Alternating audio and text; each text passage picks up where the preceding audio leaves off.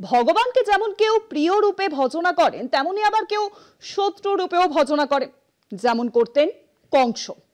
কি করে শ্রীকৃষ্ণের ক্ষতি করা যায় সে কথা চিন্তা করতে গিয়ে দিন রাত কৃষ্ণের কথাই ভাবতেন।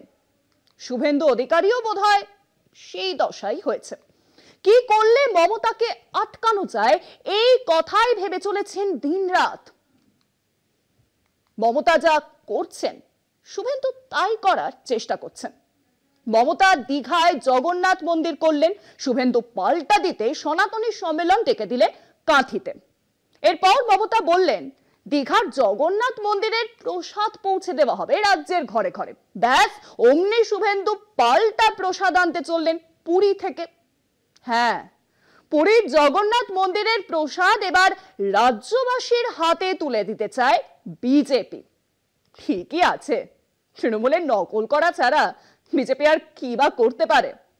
কর্মসূচি, সংগঠন পশ্চিমবঙ্গে এসব তো বিজেপির নেই বললেই চলে, তাই ঠিকই আছে।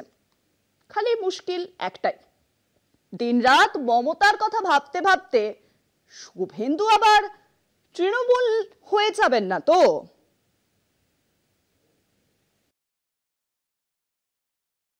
এই মন্দিরের ছবি এবং একটু করে প্রসাদ হলেও সামান্য সববার বাড়ি বাড়ি পৌঁছে দেওয়া সারা পশ্চিম বাংলায় এবং সারা ভারতবর্ষ যত বিখ্যাত মানুষ আছেন যারা ভালোবাসেন তাদের কাছে পৌঁছে দেওয়া। বেলা 12টার সময় কলকাতা, 3টের সময় পুরী থেকে মহাপ্রসাদ আসছে। আমাদের গৌরাঙ্গ মহাপ্রভুর মন্দির তমলুক, ওখান থেকে বিতরণ শুরু হবে। 5 দিন ধরে পুরীর মহাপ্রসাদ হবে। গজা পেড়া না, আব্দুল চাচার হালাল মিষ্টি না। আর বিকেল 4টার সময় ইস্কন মেছেদার রথযাত্রা, 1 লক্ষ লোক নিয়ে।